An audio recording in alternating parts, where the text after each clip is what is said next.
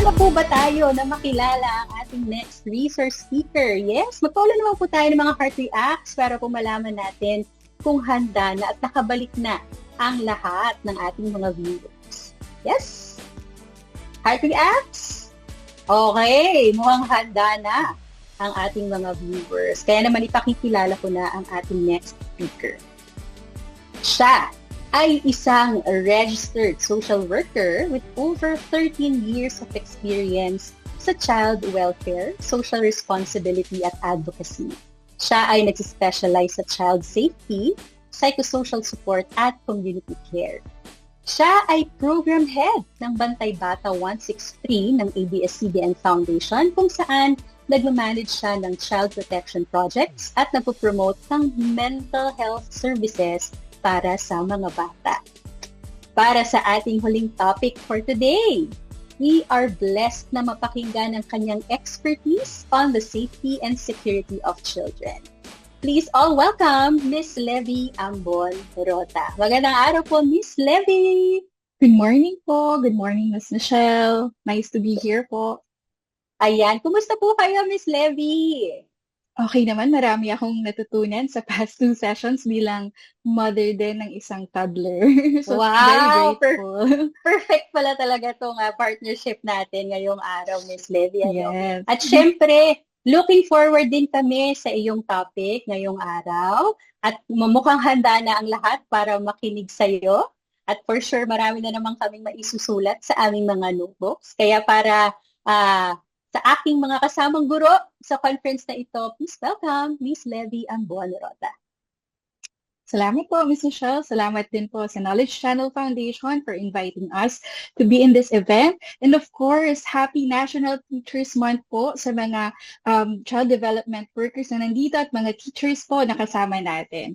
So, ang topic po na naatas sa akin ay tungkol sa safety and security na isa sa component ng framework po natin on nurturing care. Ano nga po ba ang safety and security? So, later, i-discuss ko po ng pahapyaw, though na-tackle na din kanina yung mga karapatan ng bata, no? At isa po dito is yung karapatan for child protection. Next slide, please. Magpapakilala lamang po ulit ako. So, ako po ay member or part ng ABS-CBN Foundation, Bantay Bata 163. Isa po ang Bantay Bata sa mga programa ng ABS-CBN Foundation na tinatag ni Miss Gina Lopez ng 1997. So, yung focus ng Bantay Bata is children's rights and development. Next slide po. Ang goal namin as an organization is to have a child-safe Philippines na ang mga bata ay hindi naaabuso at yung kanilang mental health ay nabavalue. So, yung mga tinuturuan po natin no, na 3, 4 years old, kasama na po sila dito sa Child Safe Philippines na ninanais po namin. Next slide. Para po matugunan po yung goal na yon, no, ang mga project and services ni Bantay Bata ngayon ay of course nandyan pa rin yung Bantay Bata Helpline 163. Mamaya I will be talking more about that also.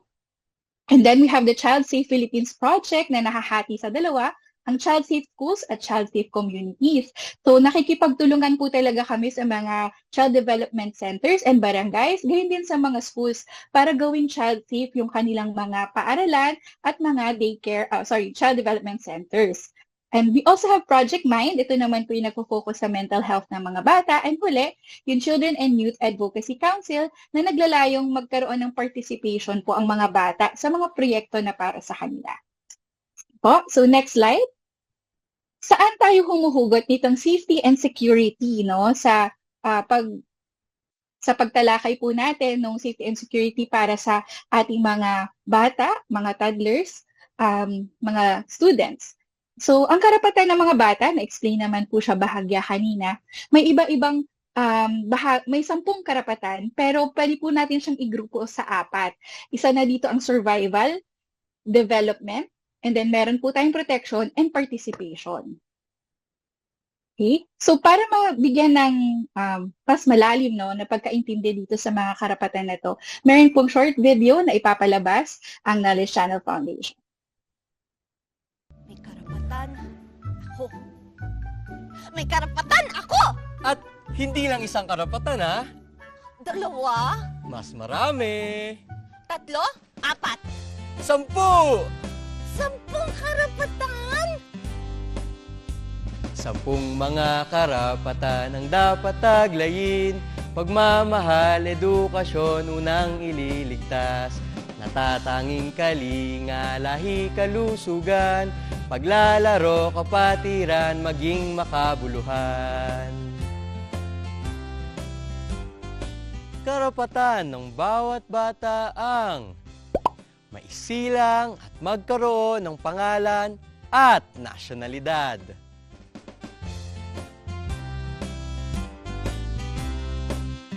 Maging malaya at magkaroon ng pamilyang mag-aalaga.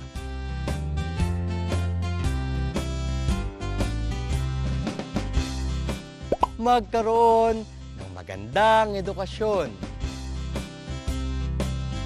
Mapaunlad ang kakayahan.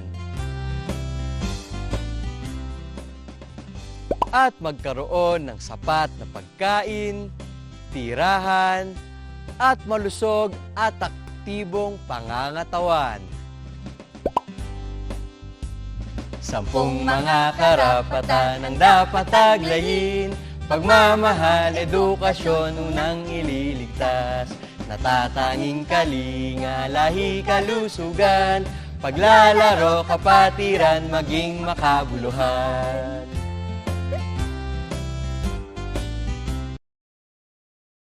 Ayan. So actually, yung kantang yon ginagamit po rin namin siya sa mga child protection talks na ginagawa namin sa school and communities. Yung 10 karapatan. Katulad ng sinabi ni Dr. Carla kanino, mahalaga yung mga songs. So pwede po ito sa mga song na kantahin natin sa mga bata para maalala nila yung karapatan nila at a very young age. So ano-ano nga ba po yung karapatan na ito? Next slide po. So sabi natin yung isa doon, survival or mabuhay. So karapatan po ng mga bata na matugunan yung kanilang mga pangangailangan. Ano-ano to? Yung pagkain, di ba? Magkaroon ng tahanan na malinis at maayos, ligtas. Pagkakaroon ng pananamit, yung mga clothing na appropriate sa weather. So isa po yan sa karapatan ng mga bata. Next slide po. At of course, karapatan din na mag-develop or mapaunlad ang mga bata. Meron ba silang mga skills, mga talents na pwede nating linangin? Kasama po yan. At of course, yung pag-aaral, kayo, malaking part nyo po dito sa developmental rights ng mga bata. So ang nais natin ay sila ay lumaki to their fullest potential. So isa po yan sa kanilang mga karapatan. Next slide po. Gayon din, karapatan po ng mga bata yung makilahok or yung participation. Kahit po 3 or 4 years old, may mga opinion na po sila, may boses na po sila na pwede nating pakinggan. Halimbawa, kung sa mga nanay at tatay po na nandito, kailangan nyo lumipat ng tahanan. Mahalaga po marinig nyo din yung boses ng mga anak ninyo, isama sila sa decision making upang mabigyan nyo din po ng paggalang yung karapatan ng mga batang isa boses yung kanilang nararamdaman or mga thoughts po nila. Next slide po. At yung huli is karapatan ng mga bata na maproteksyonan. Isa po ito sa talagang binibigyang pansin ng Bantay Bata 163, yung proteksyon ng mga bata. Dahil po ang mga bata ay sila susceptible sa karahasan, pagsasamantala o pang-aabuso. Dahil nga po ang perception ng mga tao sa kanila ay wala silang boses, maliit pa naman sila.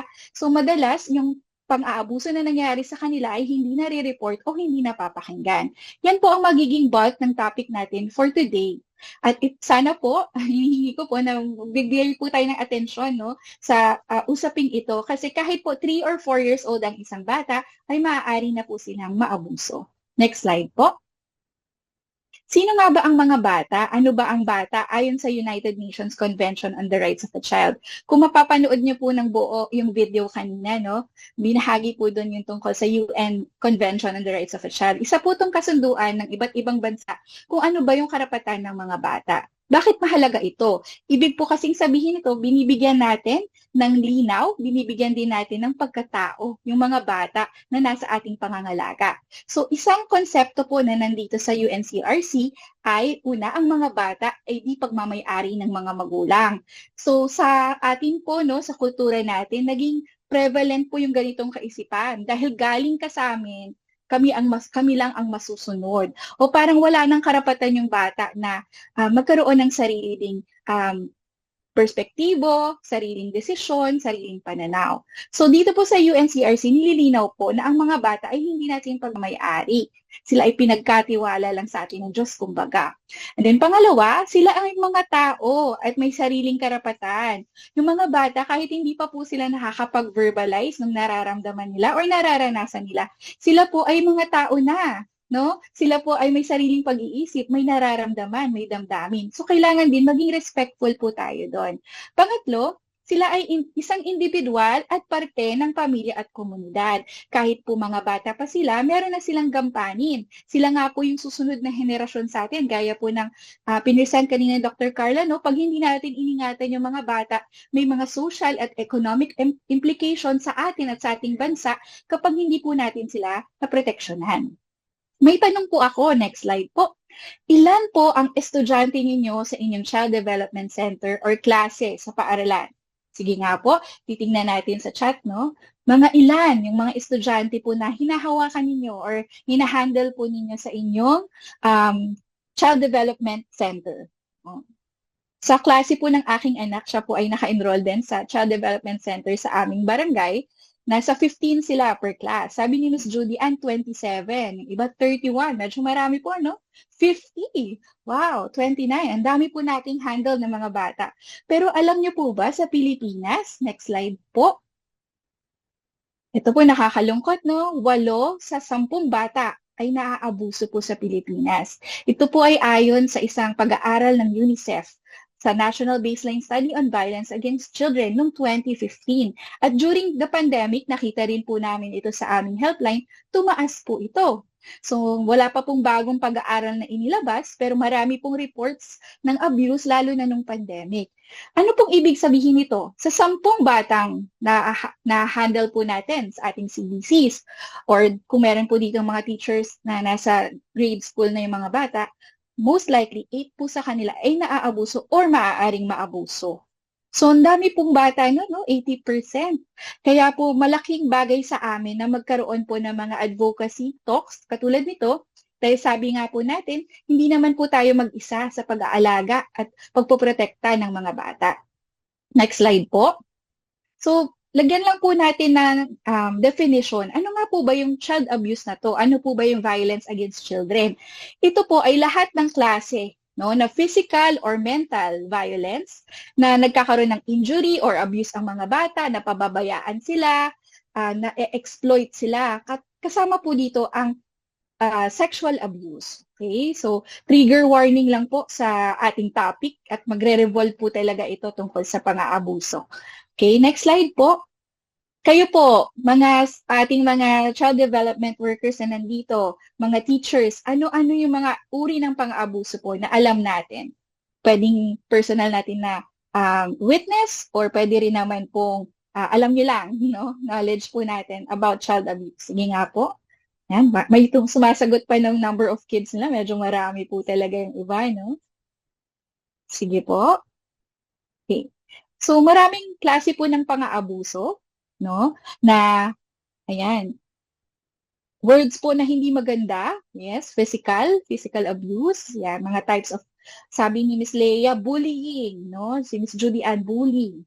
Sabi ni Miss Melissa, verbal, physical abuse. Sige po. So, pag himay-himayin po natin itong mga klase ng pang-aabuso at ano po ba yung role natin, no, pagdating dito. So, ang isa po dito ang tinatawag nating child physical violence. Next slide po. So, lahat po ito ng ginagawa sa bata na nagre-resulta sa physical harm.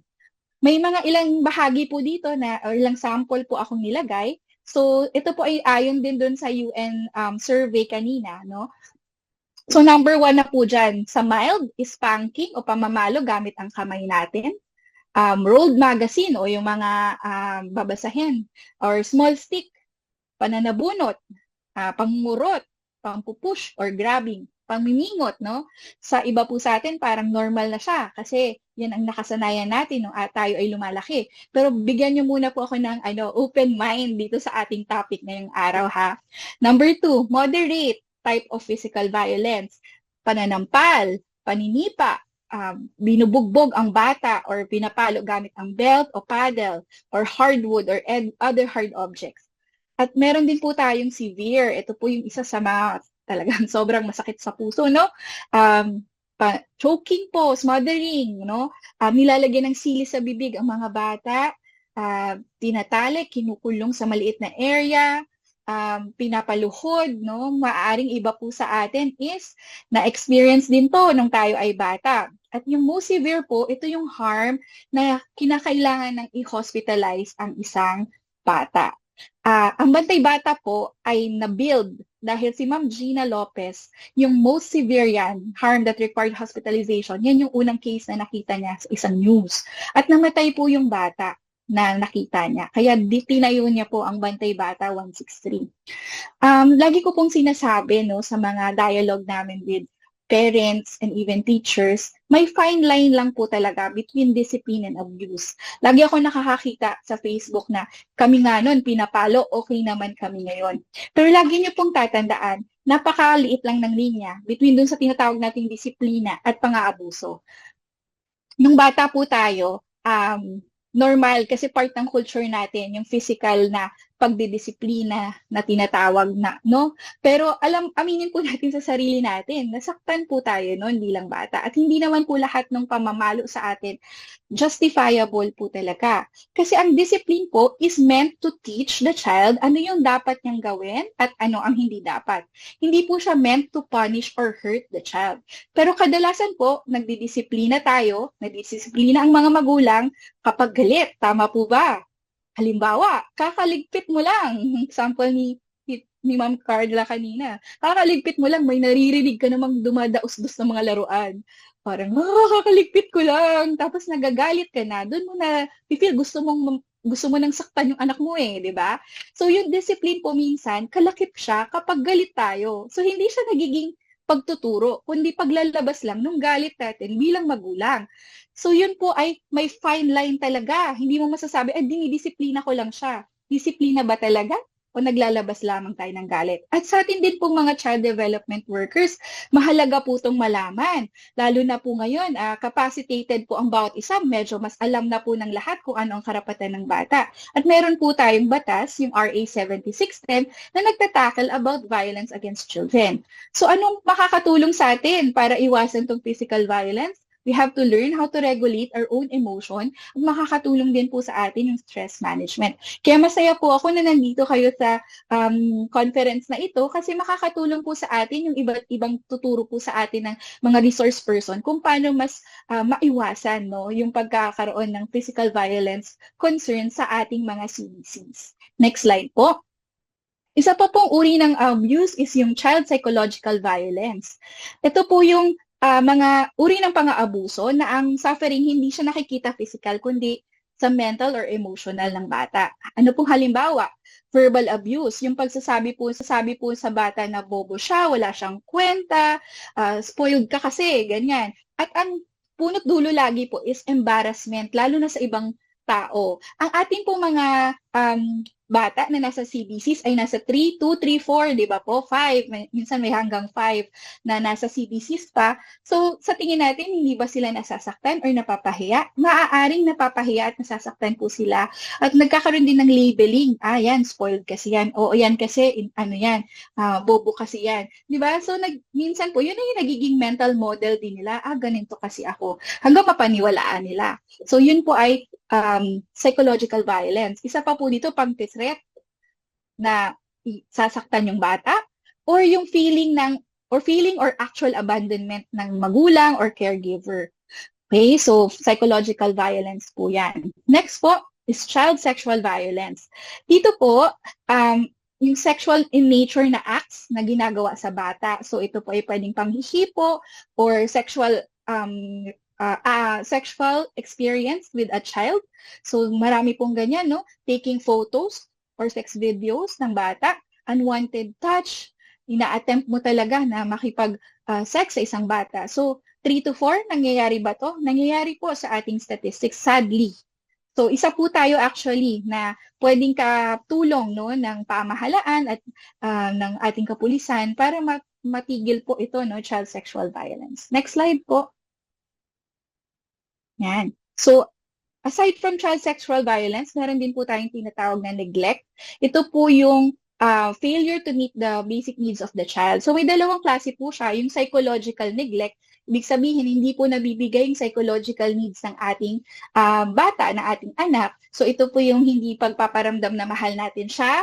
Ito po yung lagi siyang natatakot sa atin or may anxiety. Ito rin po yung hindi pagbibigay importansya sa ating mga anak. Yung, di ba yung sinasabi po natin, nagsa-cellphone lang yung magulang, di binibigyan ng importansya yung anak, hindi kinakausap, no? So, psychological neglect po yun. At may tinatawag din po tayong physical neglect. Ito naman po yung hindi pagbibigay ng pagkain kahit na may pagkain naman sa tahanan, hindi pag-aalaga, hindi pagpapaligo, pagpapatulog sa tamang oras, or hindi pagpasok sa school ng bata kahit naman kaya ng parents. So just to distinguish po, kasi isa tong sa topic namin nung nakaraan sa Oriental Mindoro po, no, nag-conduct kami ng Child Safe Schools.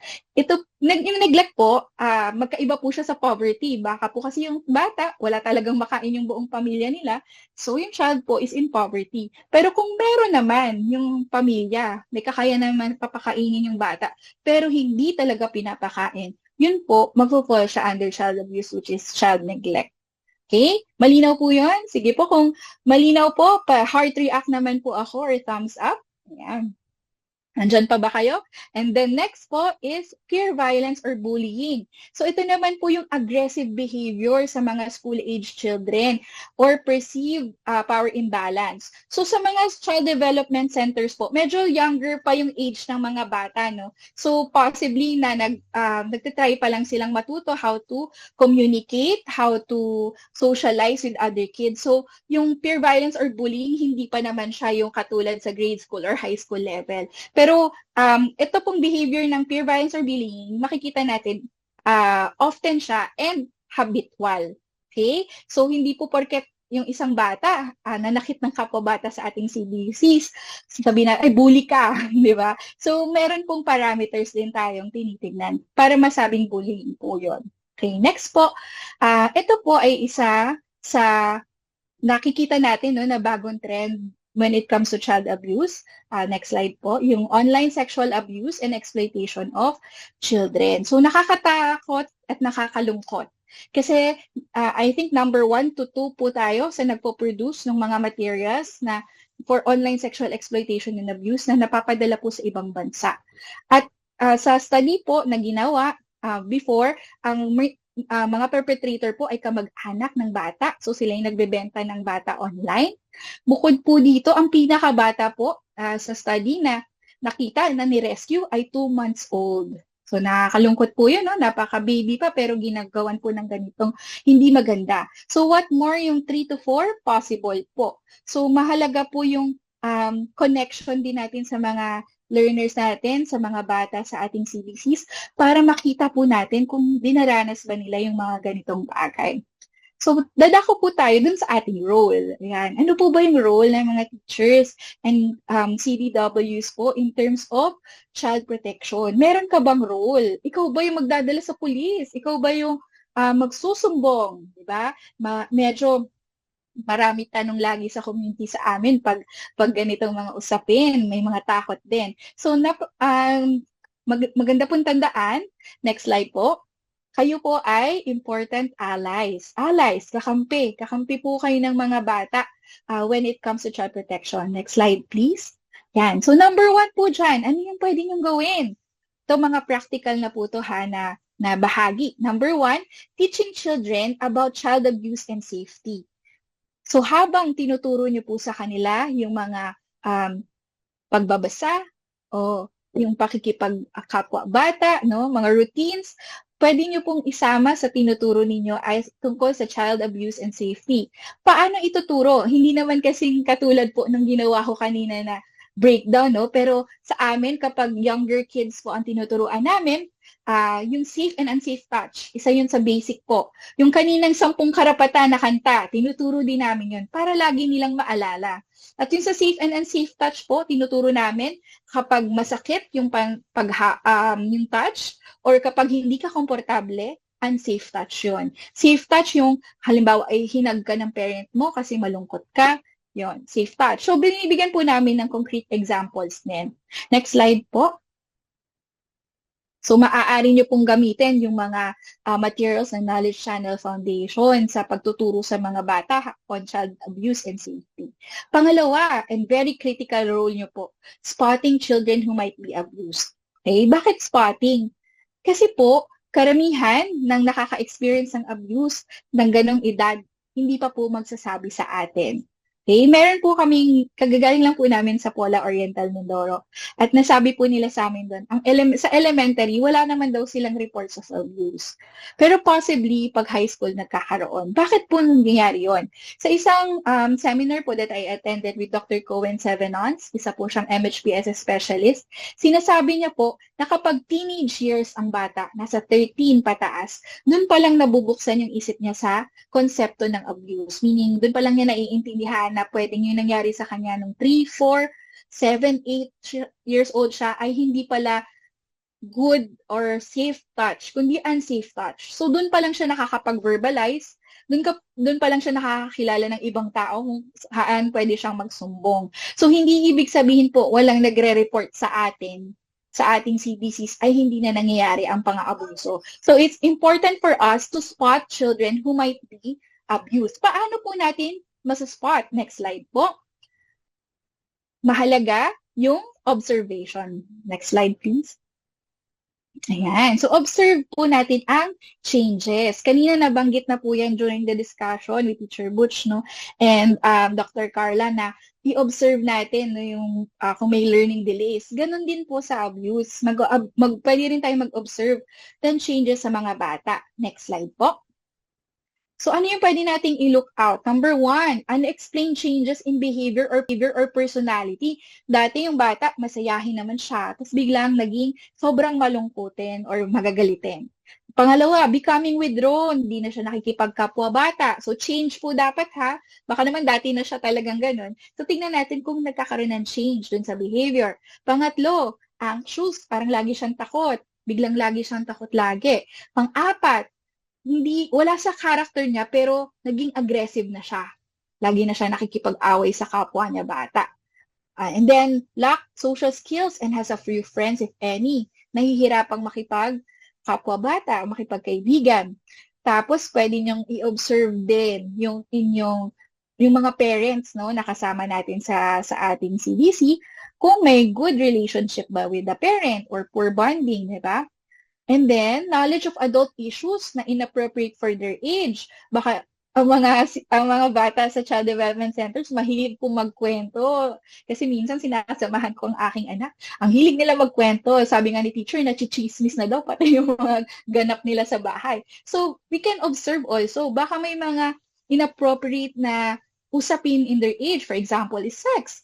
Paano niya malalaman yung tungkol doon, di ba? Pang-adult siya na conversation. Next, running away or going missing. Meron po ba tayong mga learners na biglang nawawala?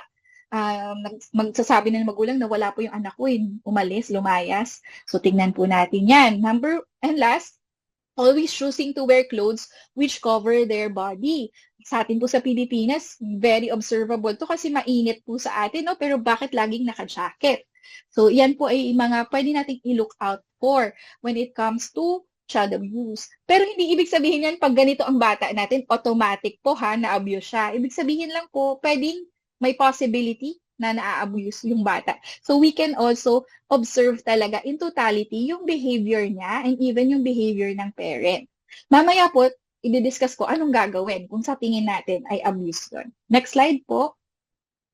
So dito po, mayroong mga specific no, na signs for physical abuse and other types of abuse. So, i-rundown ko lang po ng mabilis. Next slide po.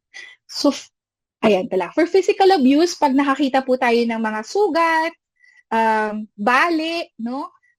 Injury po na iba't iba yung healing stage. Kunwari dito fresh, pero dito parang dati nang may sugat. Pero lagi siyang nagkakasugat.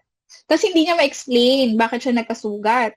Lagi na lang niya, ay nadapa. Halimbawa, nandito yung sugat niya, pero sabi niya nadapa. Pero parang mahirap namang madapa pa ganun, di ba?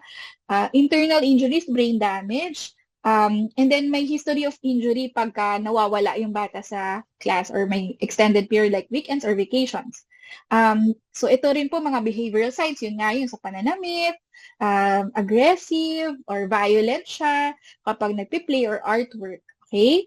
Next po, emotional abuse. So possible po na naabuso ang isang bata kung may developmental delays, speech disorders, nabuwet pa rin ng bed or pants, kahit hindi na appropriate for the age, may mga health issues siya na hindi mapaliwanag. So behavioral signs naman, doing poorly in school, may habits siya ng sucking or biting, defensive, emotional, or aggressive and depressed. So pwede po nating tignan yung mga signs na yan. Next po, sexual abuse. So physical signs, kung may mga bleeding, bruising, pain, doon sa kanyang genitalia. Tapos yung mga eating disorders, no? Nagkaka-decline din po sa school performance ang bata. Sa behavioral signs naman po, papasok po dyan yung anxiety, nagkakaroon din ng nightmares, mababa yung self-esteem, no? Substance abuse, withdrawn. So kahit po 3 to 4, may makikita na ho kayong mga signs ng ganyan if ever abuse po yung bata. Pero huwag niyo pong agad i-conclude, no? So, ito ay observations muna. Meron pong available material nito sa childhealth.org. And the next po, yung neglect. So, ito yung laging madumi yung damit, tapos mali yung size, hindi laging napaplansya, for example, o kaya parang paulit-ulit yung damit ng bata, yun ang sinusuot, hindi naman nalalabhan, no? Mababa ang timbang, may hygiene problems, laging parang madumi yung kanyang katawan. Tapos may mga medical and dental problems siya na hindi natitreat. Sa behavioral signs naman po, laging nagugutom, yung parang kakakain nilang pero lagi pa rin gutom, naghahanap ng pagkain, pwedeng nagkukwento na siya yung nag-aalaga ng mga kapatid niya, no? Tapos yung laging tired, sleepy, or hindi mapakali. So, pwedeng signs of neglect po yan. Sa bullying naman po, no? So, sino po ba yung mga nabubully? So, usually sila rin po yung mga mistreated sa bahay or may low parental involvement. Tapos, nabubully nila yung aggression as positive, no? Sa mga nabubully naman po na bata, sila po, ito youth siya, pero pwede rin naman po sa mga children, no?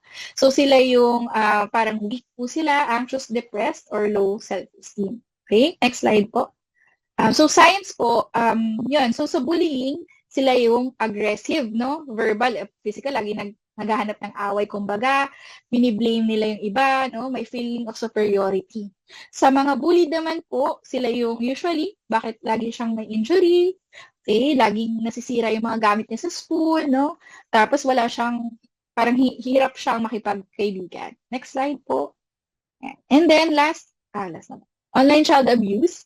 Ito po yung risk factors niya, no? Kung walang parental supervision, lalo na po ngayon, ang mga bata may access na po talaga sa cellphone. Sino po dito ang mga bata na 3 to 4 kanilang tinuturuan, may access na sa cellphone? Type 1 naman po sa ating comment section kung isa kayo dyan.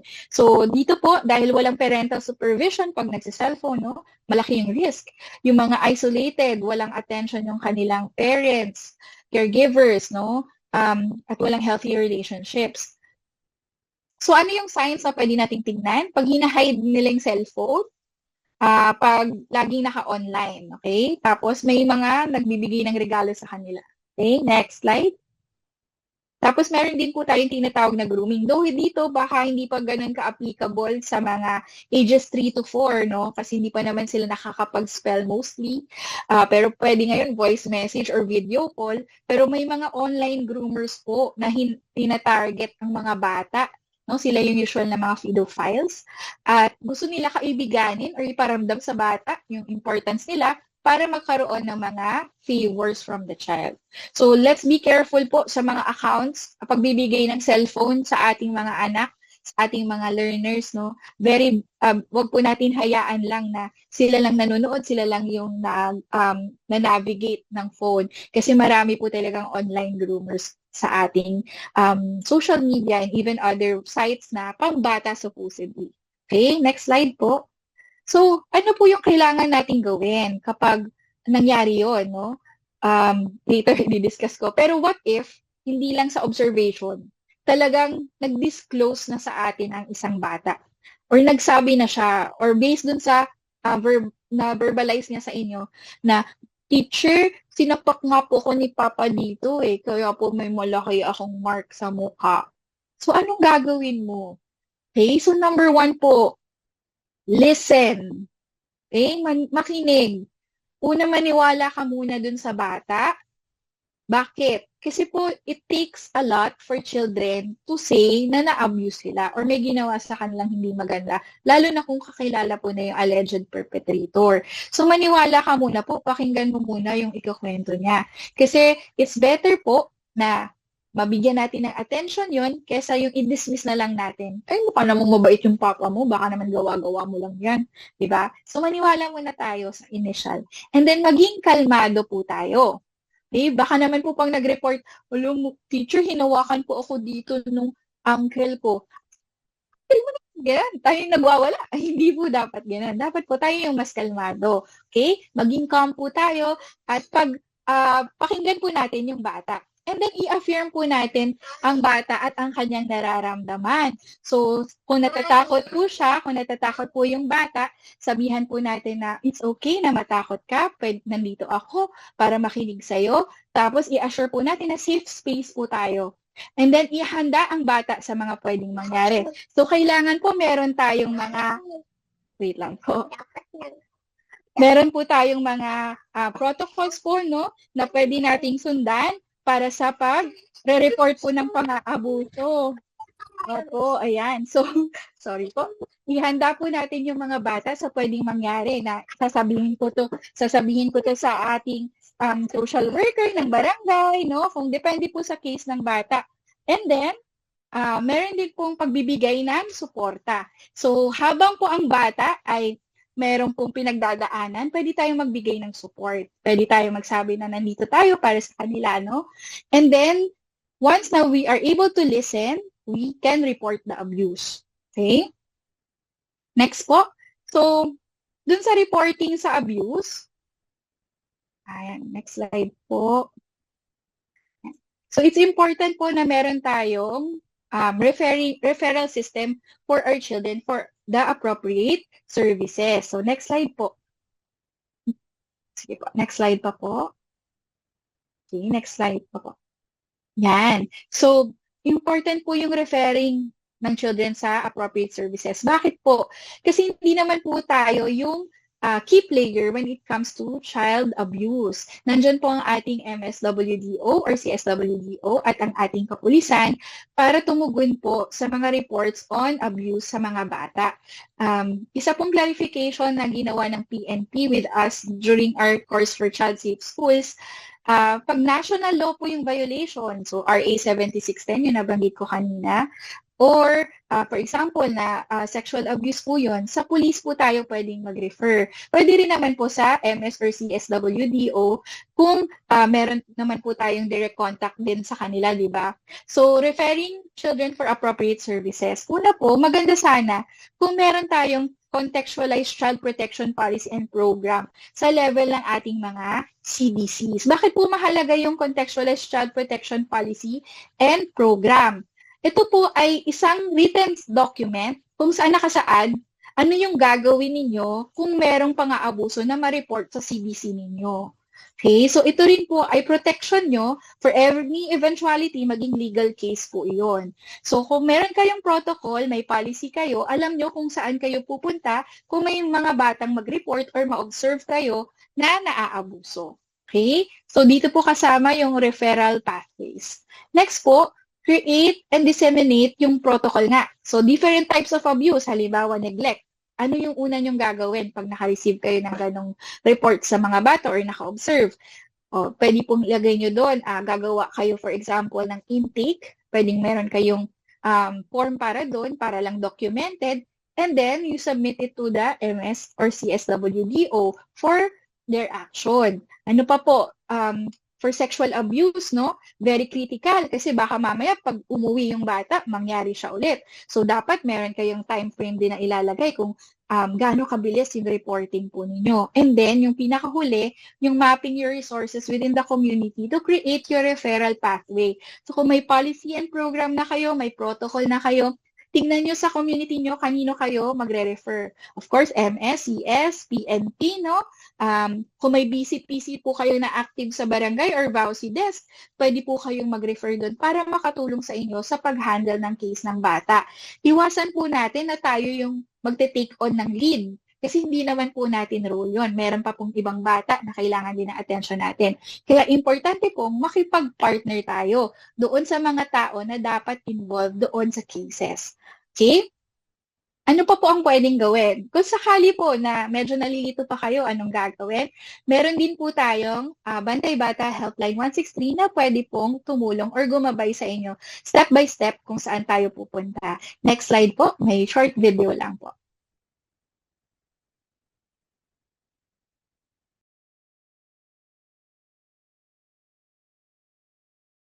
Next slide po.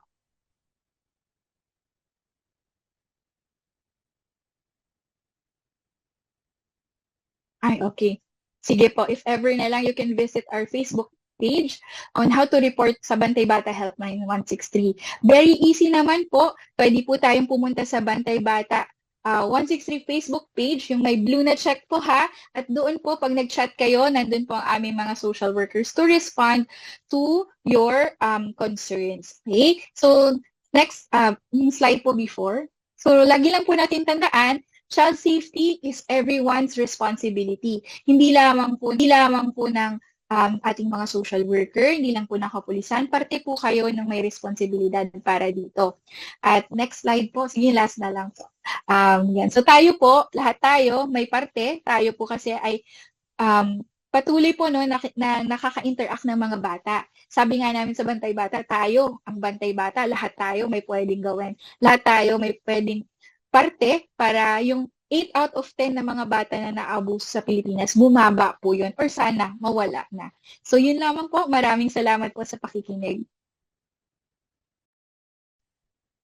Maraming salamat po, Miss Levy. Talaga namang napakaswerte namin dahil sa conference na ito ay talagang marami kaming natutuhan sa napakahalagang topic na ito on safety and security of early childhood. Kaya maraming salamat po ulit, Miss Levy Ambon Rota. Ayan. Thank you po.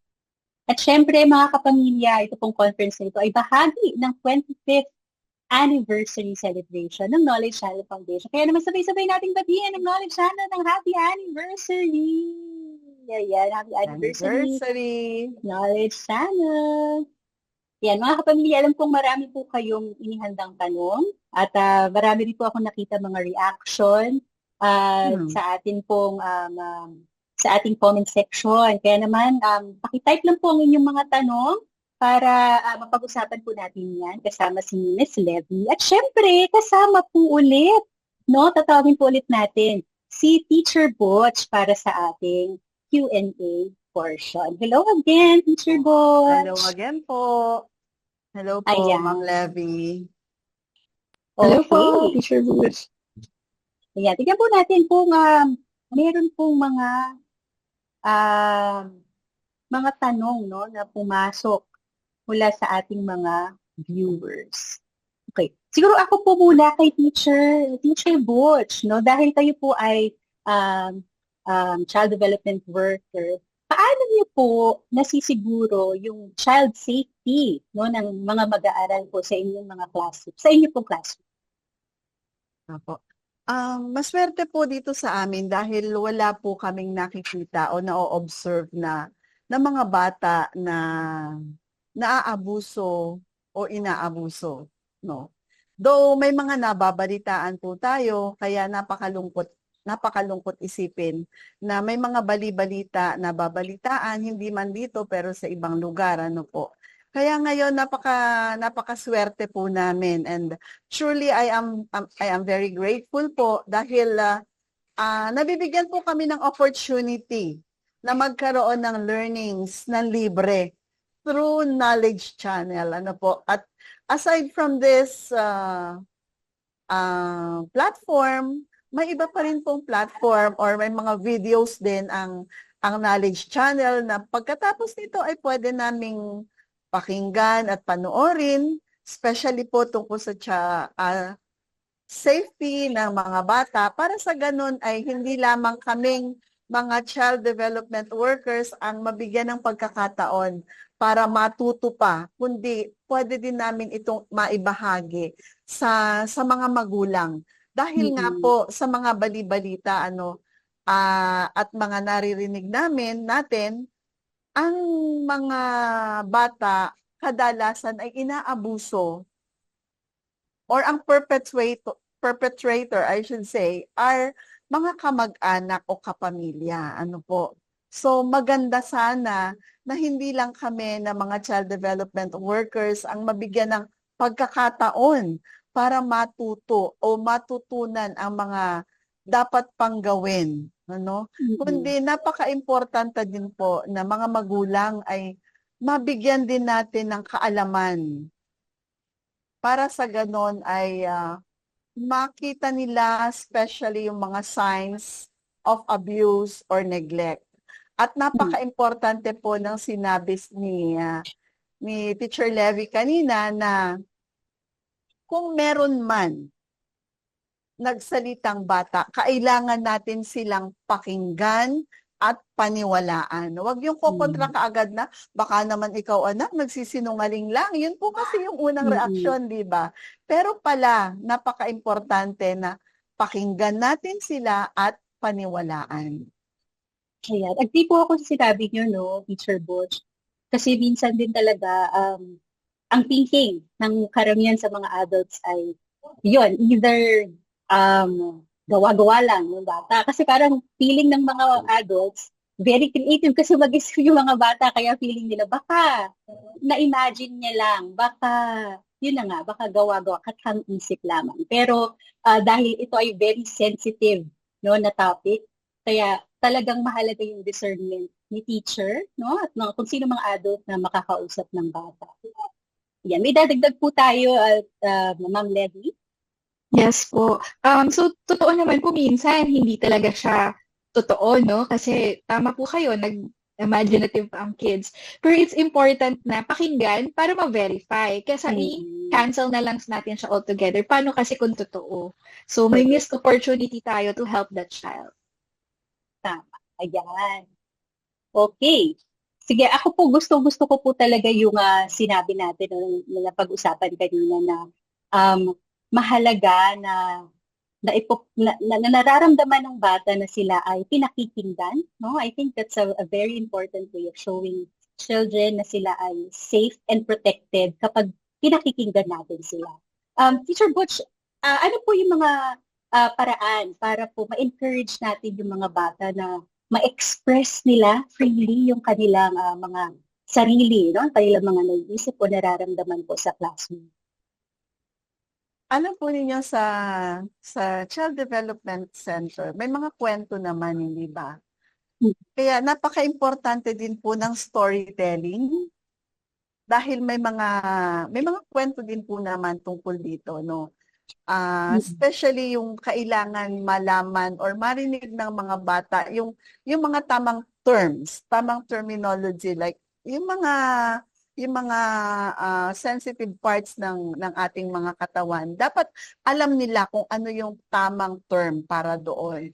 Hindi yung ginagawa natin ng magandang ng mga salita na magandang pakinggan, dapat alam nila kung ano yon. And dapat sa murang kaisipan ng mga bata ay dapat sinasabi na natin sa kanila na ito ay sensitibong parte ng katawan na hindi dapat nakikita or nahihipo ninuman. Sa bahay man ay dapat ginagawa ito. Like sa apo ko, meron akong apo na 4-year-old. Tapos paliguan ng nanay, lumalabas na lang siya sa banyo. So sinasabihan ko siya, you are not supposed to get out of the bathroom without anything covering your body. Especially so that you are a girl. Tapos tinatanong niya sa akin kung bakit. Sabi ko, dapat ang nakakakita lang ng parte ng mga katawan mo ay ikaw. That's why you need the towel to wrap your body around or you get your bathrobe to wear before getting out of the bathroom. At sinasabi ko din yon sa Child Development Center. Mhm. Kailan lang ito? It was just last Monday kasi the topic was the things I can do by myself. So, kaya daw nilang paliguan ang sarili nila. So, mga simpleng ganun po. Pagkatapos maligo, ano ba ang dapat gawin? Sino ba ang nagpapaligo sa iyo? Mga ganun na dapat ikaw lang. If you wash this Mm-mm. part of your body, dapat ikaw lang yan. Mga ganong simpleng bagay na dapat po ay natututunan or at least ipinaalam na natin sa mga bata sa murang edad pa lamang. Ang ganda po nun, Teacher Butch. Ano. At maganda rin po no, na nabanggit niyo po kanina na talagang mabigyan din ng information yung mga magulang dahil syempre katuwang talaga natin sila no, sa pagprotekta, sa pag-make sure na safe ang mga bata. Syempre hindi lang naman sila sa classroom nagsistay, mas madalas nasa bahay sila. Kaya kailangan meron din po tayong mga ginagawa to make sure that they're safe and protected. Ayan, ako. Ang ganda po ng discussion na ito at marami po nga comments dito ako na nakikita na sobrang napapanahon daw po ang topic na ito. Kaya naman maraming salamat po, Miss Levy Ambondota. At syempre kay Teacher Butch. At syempre mga kapamilya, dito na po nagtatapos ang ating third and last module for today.